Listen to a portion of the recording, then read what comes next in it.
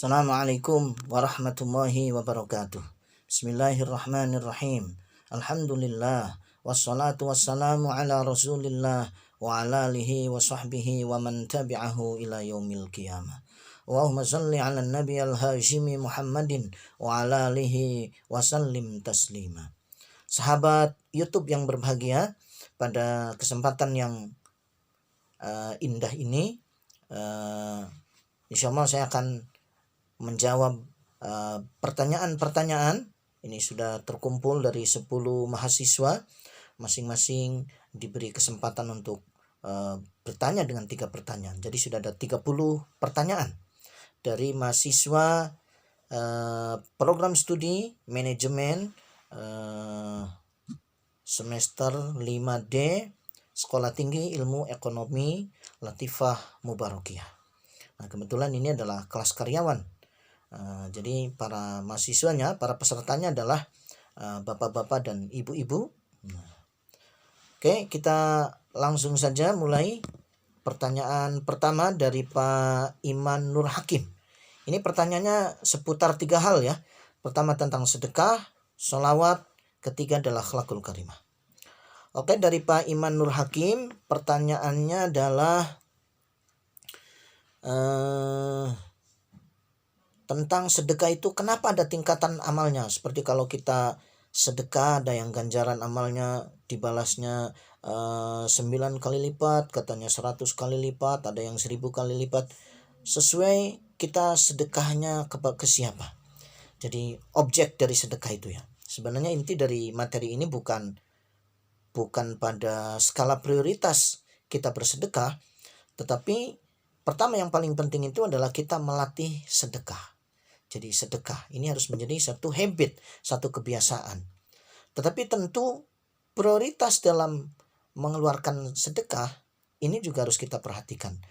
Jadi jangan sampai terjadi kita banyak bersedekah kepada orang lain, kepada masjid dan lain sebagainya, tetapi ada misalnya ada saudara atau ada bahkan orang tua kita yang ternyata kekurangan dan kita tidak tahu gitu. Padahal orang tua ini wajib bagi anak untuk menafkahi orang tuanya yang kekurangan. Nah, jadi memang berbeda-beda itunya ya. Prioritasnya itu sedekah itu pahalanya beda-beda ya. Memang pernah saya baca juga. Mungkin dari segi objeknya itu ya, objek sedekahnya. Ada ketika sedekah misalnya orang sedekah kepada seorang ulama misalnya, maka ketika dimakan oleh ulama, kemudian ulama ini menggunakannya untuk kebaikan, untuk mengajar, mendidik, maka tentu beda nilainya dengan kita bersedekah kepada misalnya orang biasa yang hanya digunakan untuk ibadah saja, tidak digunakan untuk mendidik dan lain sebagainya. Oke, kemudian yang kedua tentang sholawat. Apakah kalau kita membaca sholawat tidak tahu artinya masih dapat pahala, dapat keutamaan? Oke. Jadi sholawat itu tidak ada yang ditolak.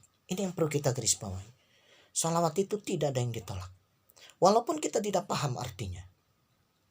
Jadi setiap kali kita membaca satu sholawat, dihapus 10 dosa kata Nabi, ditulis 10 kebaikan, dan diangkat 10 derajat. Jadi 10 kelipatan. Kalau kita baca sholawat sehari 100 kali, maka di hari tersebut dihapus 1000 dosa, dicatat 1000 kebaikan, dan diangkat 1000 derajat. Kemudian yang ketiga, bagaimana cara mendidik turunan kita supaya mempunyai akhlakul karimah pada saat masih di dalam kandungan. Oke. Ada Profesor Dr. Baihaqi itu menulis disertasi ya, itu tentang mendidik anak sejak dalam kandungan. Jadi seorang anak ketika usia dalam kandungannya sudah 4 bulan, itu kan sudah ditiupkan ruh ke dalam bayi itu. Nah, pada saat itu anak sudah bisa dididik. Misalnya dengan pendidikan kasih sayang. Jadi anak ini harus disayangi, ya ibunya tentu saja disayangi, anaknya juga perut ibunya dielus, disayang, diajak ngobrol. Itu tidak boleh diperlakukan dengan misalnya perkataan kasar, jangan sampai ibunya ini sedih dan lain sebagainya. Karena berpengaruh terhadap anak yang dikandungnya. Kemudian yang kedua, di samping kasih sayang juga pelibatan dalam ibadah. Misalnya bapaknya mau baca Quran, perut istrinya ini dielus-elus, kemudian bilang, nak, bapak mau bacain surat Ar-Rahman, dengerin ya. Nah, itu anak itu merespon dan mendengar. Misalnya bapak dan ibunya mau silaturahmi kepada kakek dan neneknya, nak, ayo kita silaturahmi ya, menemui kakek dan nenek. Nah, ini anak itu mendengar, anak itu memahami, dan itu sudah menjadi pendidikan. Jadi misalnya kita ceritakan kisah-kisah kepada anak yang masih ada dalam kandungan. Nah, ini ayah atau ibu mau cerita kisah seorang nabi yang sangat sabar. Ini ceritakan nabi itu misalnya. Nah, itu sudah mendidik, pendidikan anak sejak dalam kandungan. Bahkan ketika ibunya mau berwudu, dilus misalnya perutnya oleh sendiri, kemudian bilang, nak, ibu mau berwudu, ayo ikut berwudu ya. Nah, ini kasih sayang dan pendidikan, ini dilibatkan hal itu. Nah, kita sudah berwudu, nak, ayo kita sholat ya bersama ibu, bersama ayah, misalnya ini digelar sajadahnya dan seterusnya. Jadi sudah bisa. Dan tentu saja doa orang tua ini sangat penting. Jadi ibu dan ayah harus sering mendoakan apa yang diinginkan untuk anaknya, doakan. Karena dalam hadis Nabi ada 15 doa yang mustajab. Salah satunya adalah doa orang tua kepada anaknya. Apalagi doa ibu sampai dilakukan oleh Rhoma Irama kan. Doa ibumu dikabulkan Tuhan, dan kutukannya jadi kenyataan. Nah, ini jadi doa ayah dan ibu itu mustajab. Demikian Pak Iman Nur Hakim ya. Selanjutnya pertanyaan dari Pak Odin Tohidin. Oke. Pertanyaannya yang pertama, apakah dalam melaksanakan sedekah mengharapkan kebaikan dibalas oleh Allah? Boleh. Tidak mengharapkan pun pasti dibalas oleh Allah. Karena di dalam Al-Quran disebutkan, man ja'a bil hasanati falahu asyru amthaliha. Siapa yang melakukan kebaikan nanti dibalas 10 kelipatannya oleh Allah. Juga ada hadis Nabi, ma naqasa malu 'abdin bi shadaqah bal yazdad. Sedekah tidak mengurangi harta, tetapi akan nambah dan nambah. Jadi kalau berharapnya kepada Allah silakan. Tapi jangan berharap kepada orang lain, ya. Jangan berharap ingin dibalas oleh orang lain. Kedua, apakah ada sholawat selain sholawat ke Nabi Muhammad SAW? Nah, saya belum tahu apakah ada sholawat kepada misalnya Nabi Khidir, Nabi Ilyas, dan lain sebagainya. Saya belum tahu. Yang ketiga, dari akhlakul karimah yang dimiliki Syekh Abdul Qadir ini ya, mewarisi akhlaknya Nabi, kemudian adilnya Umar, sabarnya Utsman, keberanian Ali, ini kayaknya apakah tidak terlalu berlebihan dan sempurna sehingga bisa dalam satu sosok, yaitu Syekh Abdul Qadir Jailani Qaddasahullah sirruh. Baik. Para wali, para kekasih Allah itu memiliki sifat-sifat yang mulia. Nah, Syekh Abdul Qadir Jailani ini dipandang sebagai Sultanul Aulia, pemimpinnya para wali. Ibadahnya luar biasa gitu dan lain sebagainya. Banyak kelebihan dan kemuliaan dari akhlak Syekh Abdul Qadir Jailani Qaddasahullah sirruh. Sehingga beliau dikenal sebagai Sultanul Aulia, pimpinannya para wali. Apakah ini tidak berlebihan, tidak terlalu berlebihan? Ya gimana ya, kalau memang faktanya demikian, karena kisah-kisah Syekh Abdul Qadir Jailani ini riwayat-riwayatnya itu jelas, riwayatnya diakui oleh para ulama. Sampai ada Pak Dr. Ajit Thohir itu disertasinya, penelitiannya tentang manqobah, tentang manakib Syekh Abdul Qadir Jailani Qaddasahullah sirruh. Jadi diteliti itu secara ilmiah, dan itu mendapatkan penghargaan ya dari Kementerian Agama. Jadi disertasinya itu dijadikan buku gitu, dijadikan buku. Oke. Kemudian terima kasih ini Pak Odin Tohidin. Selanjutnya pertanyaan dari Pak Riyandi. Ada 3. Yang pertama adalah bagaimana kalau kita tidak dapat melakukan sedekah selama 40 hari karena kita hanya memiliki sesuatu untuk disedekahnya itu hanya cukup untuk keperluan sehari-hari saja sehingga itu tidak bisa untuk disedekahkan. Begini. Kalau kita baca misalnya khutbah Rasulullah ketika menyambut datangnya bulan Ramadan. Itu Rasulullah menyuruh para sahabat untuk bersedekah. Bersedekah takjil gitu ya. Ngasih makan untuk berbukanya orang yang puasa di bulan Ramadan. Lalu ada sahabat yang bertanya, "Ya Rasulullah, tidak semua dari kami mampu memberi takjil, bersedekah takjil." Apa kata Nabi?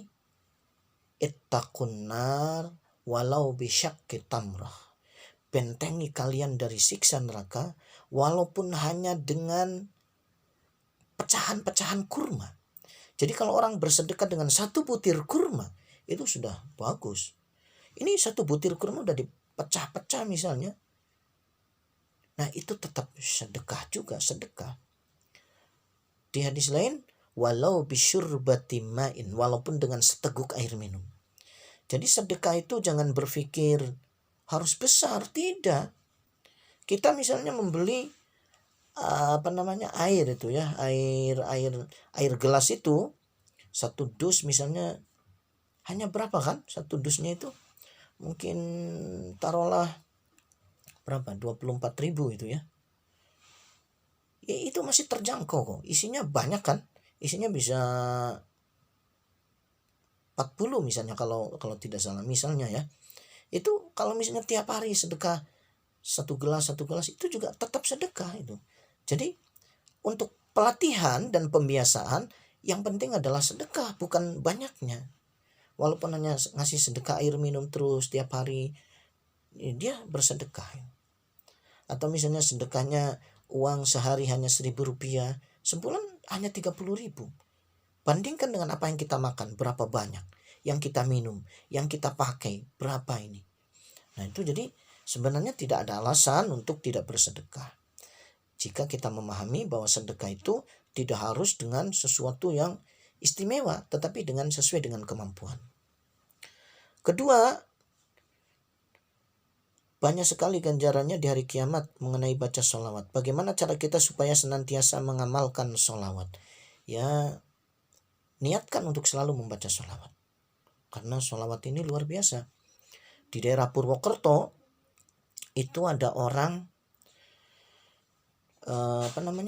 pekerjaannya itu tukang kuli panggul gitu ya. Jadi dia di pasar dari pagi sampai sore, ada ibu-ibu beli beras nggak kuat dia bawa, maka dia namanya Mang Darjo.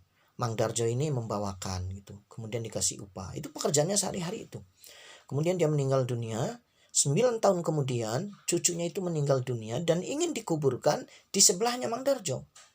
Nah ketika digali kuburannya, apa yang menarik, ternyata kain kafannya itu utuh, nggak robek. Padahal sudah 9 tahun dikubur. Tubuhnya masih seperti baru dikuburkan. Nggak ada yang rusak, wajahnya, apanya. Bahkan kain kafannya robek pun tidak. Nah akhirnya ada seorang yang bertanya kepada kiai situ. Kata kiai situ, Mang Darjo itu tidak bisa tidur sebelum membaca sholawat 16.000 kali sehari. Nah jadi itu baca sholawat itu ya kita niatkan. Bahkan ada satu hadis yang memotivasi tentang sholawat ini. Siapa yang baca sholawat sehari 1.000 kali, sehari 1.000 kali, sehari 1.000 kali, maka dia tidak akan lam yamut, dia tidak akan wafat, tidak akan meninggal dunia hatta yubashir bil jannah, sampai diberi kabar gembira akan masuk surga. Nah ini jadi sholawat itu perbanyak. Sholawatnya yang mana mangga? Mau sholawat Bani Hashim boleh, mau sholawat yang pendek misalnya sholawat Jibril itu ya, Sallallahu ala Muhammad, sallallahu ala Muhammad, ya mau limpahkan rahmat pada Nabi, silahkan terserah. Ketiga, cara menanamkan akhlakul karimah di zaman modern sekarang ini terutama pada kaum muda milenial. Ya, pertama tentu saja kita sebagai orang tua harus menjadi model, menjadi contoh, menjadi teladan. Jadi ketika kita bicara tentang kedermawanan, kita harus menjadi orang yang dermawan dulu. Itu kata Nabi. Jadi ibda binafsik, mulai dengan diri masing-masing. Kita mulai gitu. Kita nyuruh anak disiplin, ya kitanya harus memperlihatkan bahwa kita disiplin. Kita nyuruh anak baca Quran, kitanya harus baca Quran. Jadi harus menjadi contoh. Itu ya. Terima kasih Pak Riyandi. Yang selanjutnya dari Pak Nunu Wisnu. Oke. Pertanyaan pertama, apa bedanya atau pengertian infak dengan sedekah? Oke. Infak itu biasanya dikaitkan dengan kata fisabilillah, di jalan Allah. Itu infak. Kalau sedekah itu lebih umum. Objeknya tidak harus di jalan Allah. Sedekah mah bisa kepada siapapun. Bisa kepada siapapun sedekah ini. Kepada non-muslim, kepada orang kelaparan, kepada macam-macam itu bisa sedekah itu ya. Tidak masalah. Jadi sedekah ini lebih umum. Infak ini lebih khusus. Bagaimana cara sholawat yang sesuai sunnah dan dibolehkan serta manfaat sholawat? Ya, sholawat itu tidak khusus. Misalnya, karena para sahabat Nabi juga bacaan sholawatnya beda-beda, tidak masalah. Tetapi inti dari sholawat itu adalah memohon kepada Allah agar Allah melimpahkan rahmat kepada Nabi. Itu intinya. Redaksinya seperti apa itu tidak menjadi masalah ya. Yang penting adalah substansinya. Intinya adalah sholawat itu memohon kepada Allah agar Allah melimpahkan rahmat kepada Nabi. Nah itu.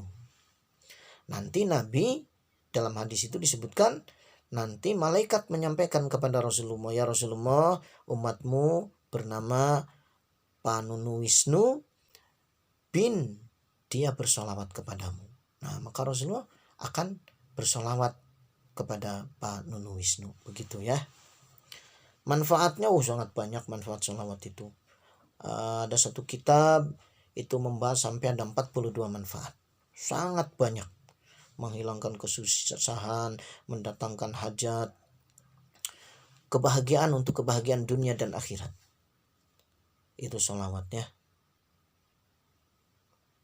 Bahkan sholawat ini pokoknya dahsyat lah. Ada seorang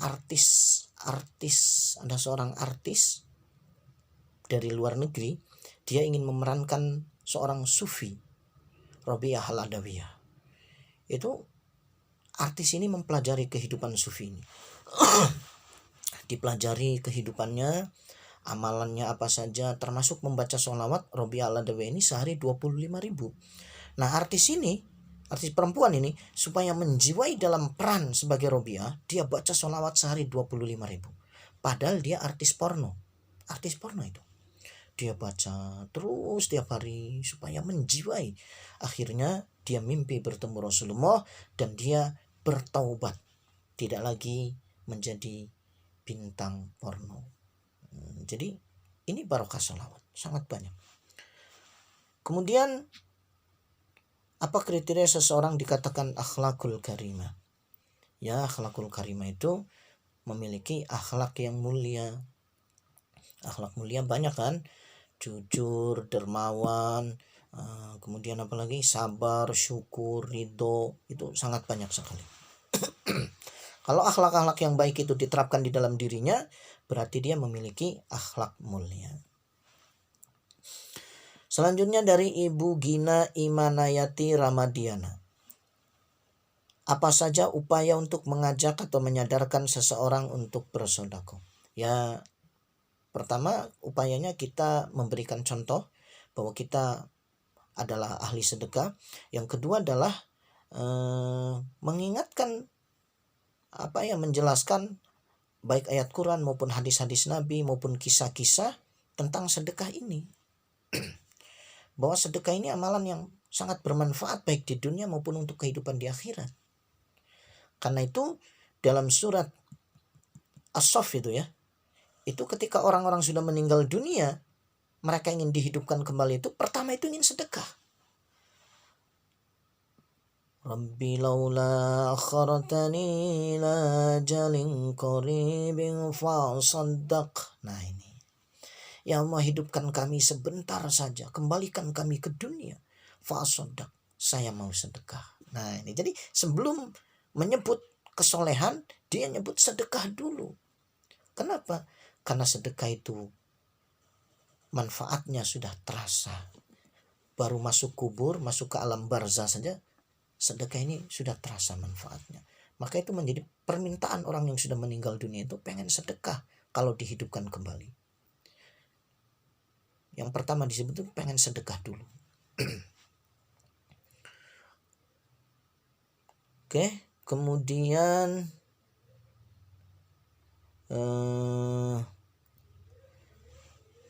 sholawatnya. Apakah kata Sayyidina harus dipakai di dalam sholawat? Nah ini boleh dipakai dan boleh tidak. Tidak masalah ya. Banyak sholawat ini ada 12.000. Ada yang menggunakan kata Sayyidina. Ada juga yang tidak memakai. Jadi tidak masalah. Bagaimana cara menerapkan sifat akhlakul karimah di generasi muda masyarakat? Ya tadi sudah dijawab ya. Jadi generasi muda ini harus diberi contoh. Kita harus menjadi kita harus memberikan bukan hanya memberikan motivasi tetapi juga inspirasi. Kita harus menjadi model, menjadi contoh. Kemudian dari Ibu Ita Rosita, ini pertanyaannya, sedekah yang seperti apa yang paling utama? Banyak hadisnya. Misalnya mimujibatil maghfirah it'amut ta'am 'alal muslim. Jadi di antara yang pasti mendatangkan ampunan Allah adalah memberikan makan kepada seorang muslim yang sedang lapar. Nah ini memberi makan kepada orang lapar ini termasuk sedekah yang utama. Bahkan ini menjadi amal jariah, sedekah ngasih makan. Pahalanya bisa mengalir terus. Kok bisa? Kan ketika makanan sudah dimakan habis. Betul makanannya habis. Tetapi sari-sari makanan yang masuk ke dalam tubuh itu ada yang menjadi darah. Ada yang menjadi mungkin ada yang mungkin di sel-sel dan lain sebagainya lah ya. Nah itu kan ketika ibadah darahnya itu yang menggerakkan kan. Nah itu pahalanya itu tetap mengalir. Sehingga ada yang menyebut memberi makan ini bisa disebut sebagai salah satu bentuk sedekah jariah. Bagaimana jika bersolat menggunakan musik ya? Ya musik itu kalau menurut saya pribadi itu sifatnya netral. Kalau musik membuat kita lupa kepada Allah, maka tidak boleh. Tetapi kalau musik itu menjadi media, menjadi sarana membuat kita ingat Allah, membuat kita dekat kepada Allah, rindu kepada Nabi, maka musik itu menjadi boleh, bahkan harus, kan menjadi sarana. Ya, jadi tergantung efek dari musik, yang bukan dari musiknya tetapi efeknya terhadap jiwa kita bagaimana. Bagaimana caranya supaya kita bisa istiqomah untuk menerapkan sifat akhlakul karimah? Ya ini butuh latihan ya, butuh latihan. Misalnya ingin dermawan. Nah supaya dermawan ini kan perlu latihan. Nah ini dari Bu Ita ya, butuh latihan. Misalnya latihan sedekah tiap hari, sedekah tiap hari selama 40 hari. 40 hari kuat, latihan sedekah 100 hari, terus rutin. Sudah kuat, pengen latihan sedekah 4 bulan, terus nantinya mah latihan sedekah setiap hari seumur hidup, sehingga itu menjadi karakter. Jadi untuk mencapai istiqomah orang butuh latihan, butuh pembiasaan, membiasakan sedekah misalnya tiap hari selama 40 hari dulu terus, dan demikian juga dengan akhlak-akhlak mulia yang lainnya, itu butuh latihan, butuh pembiasaan.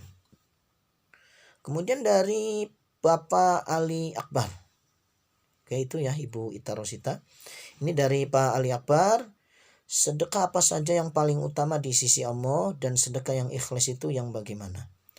Sedekah yang paling utama sangat banyak ya. Misalnya memberi makan orang yang lapar gitu.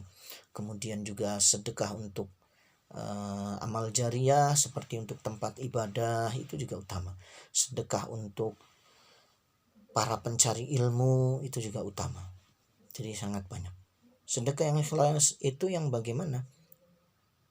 Ya ikhlas itu ada beberapa level. Orang melakukan sesuatu karena Allah. Nah itu level ikhlas yang paling tinggi. Kemudian yang kedua, orang melakukan ibadah atau sedekah mengharapkan surga supaya tidak masuk neraka. Itu ikhlas level kedua. Yang ketiga, orang bersedekah pengen dunia misalnya, ingin kaya. Boleh, dengan syarat, kata Syekh Nawawi Banten di dalam kitab Nurul Zulam, nanti kekayaannya itu digunakan yang di jalan yang diridhoi oleh Allah. Orang sedekah supaya jadi pejabat, boleh. Tapi ketika jadi pejabat, jabatannya itu harus digunakan di jalan yang diridhoi oleh Allah. Nah itu ya. Apakah keutamaan kalau manusia sudah bisa mendaumkan sholawat setiap harinya tanpa kelewat sedetik pun? Wah, luar biasa kalau bisa merutinkan sholawat setiap hari. Pokoknya begini saja lah, kalau setiap hari bisa sehari 1000 saja tiap hari gitu. Insya Allah kata Nabi, lam yamut hatta yubashir bil jannah, gak akan wafat sebelum diberi kabar gembira akan masuk surga. Kalau ada yang dari guru sekumpul itu ya, kalau orang, beliau itu sholawatnya banyak, sehari sampai 8 jam.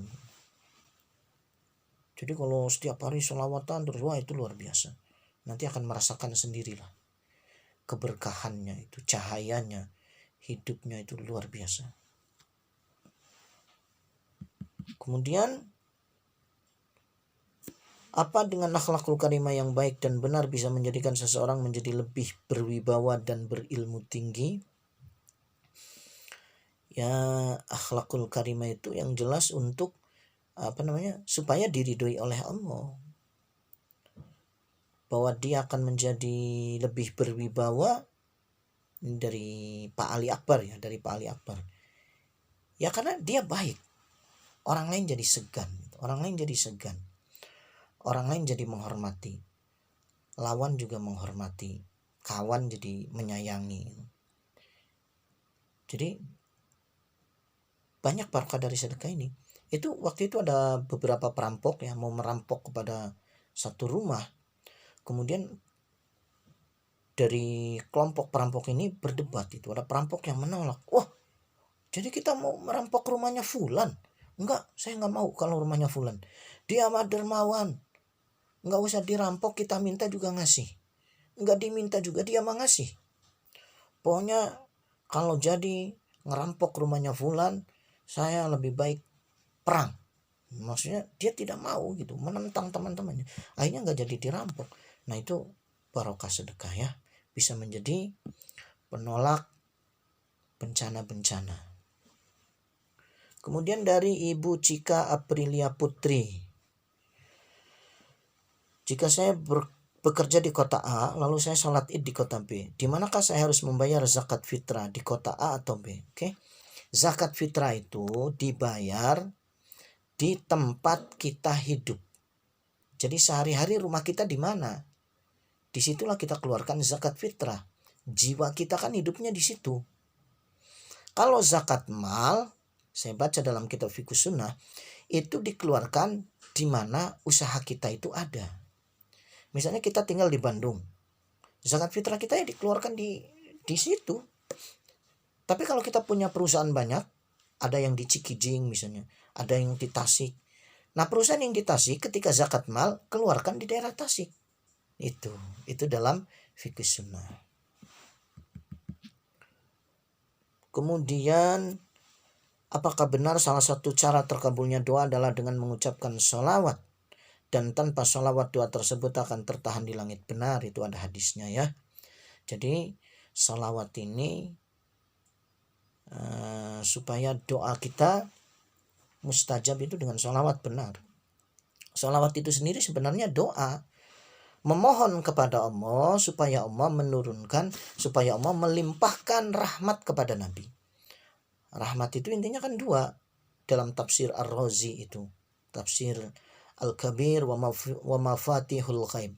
Satu, rahmat itu intinya terkabulnya yang diharapkan, terwujudnya yang diharapkan. Yang kedua, dihindarkan dari yang dikhawatirkan, dari musibah dan sebagainya.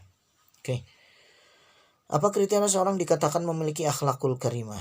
Benarkah perkataan meskipun gak sholat yang penting akhlaknya baik? Baik Bu Cika,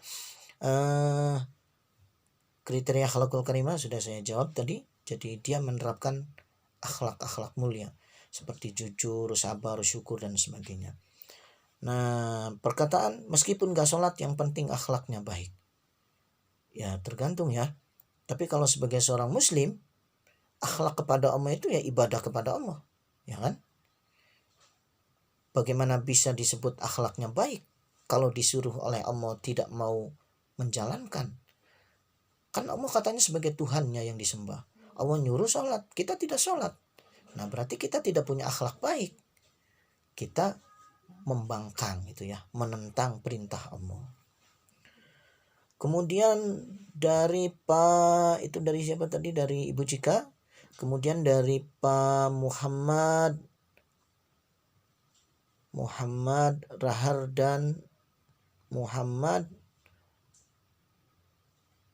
Oke, nanti siapa ini? Ini dari Pak Ade Mulyadi ya, dari Pak Ade Mulyadi. Dari Pak Ade Mulyadi. Bolehkah bersedekah menggunakan air dan bagaimana pahalanya? Oh iya, termasuk sedekah yang utama adalah bersedekah air. Karena orang sangat membutuhkan air ini. Pokoknya ini termasuk sedekah utama itu ya. Apa namanya? Membagi-bagikan air minum dan sebagainya. Ini sangat utama. Apakah benar salah satu cara terkabulnya doa adalah dengan mengucapkan sholawat? Ya oke, sama ini pertanyaannya. Apa kriteria seorang dikatakan memiliki akhlakul karimah? Ini juga sama, sudah dijawab ya. Kemudian terakhir. Loh ini ada lagi dari Pak. Kalau tadi dari siapa tadi? Kok ini ada dua? Oh tadi dari Pak Ade Mulyadi ya. Sekarang dari Pak Mulyadi. Dari Pak Mulyadi pertanyaannya adalah, orang yang malas bersedekah padahal mampu, apakah dia berdosa? Ya berdosa. Karena tidak nurut, tidak taat kepada Allah. Karena Allah menyuruh bersedekah. Tidak taat kepada Nabi. Nabi nyuruh kita bersedekah, kita tidak mau padahal mampu, ya jelas berdosa. Kemudian apakah dalam bersolawat ada adabnya? Ya sebenarnya solawat boleh dibaca kapanpun dimanapun gitu ya, tetapi kalau ingin lebih utama ya berwudu dulu, kemudian juga duduk dengan rapi, pakaian yang sopan, itu bisa juga untuk supaya lebih utama. Tetapi sebenarnya membaca sholawat ini bisa dilakukan kapanpun, dimanapun, dan dalam keadaan yang baik tentunya gitu ya. Bisa dalam keadaan berdiri, dalam keadaan duduk, dalam keadaan berjalan, bisa sambil memasak kita bersolawat, bisa sambil mencuci piring bagi ibu-ibu bersolawat, bisa sambil bekerja di kantor, bisa sambil istirahat, itu bisa saja lisan kita terus bersolawat. Bagaimana cara menanamkan akhlak yang baik di era milenial? Oke, ini juga sudah kita kaji. Baik, sahabat YouTube yang berbahagia, itu pertanyaan-pertanyaan yang diajukan dan alhamdulillah sudah saya jawab. Mudah-mudahan ini memberikan manfaat bagi kita sekalian. Terima kasih. Wassalamualaikum warahmatullahi wabarakatuh.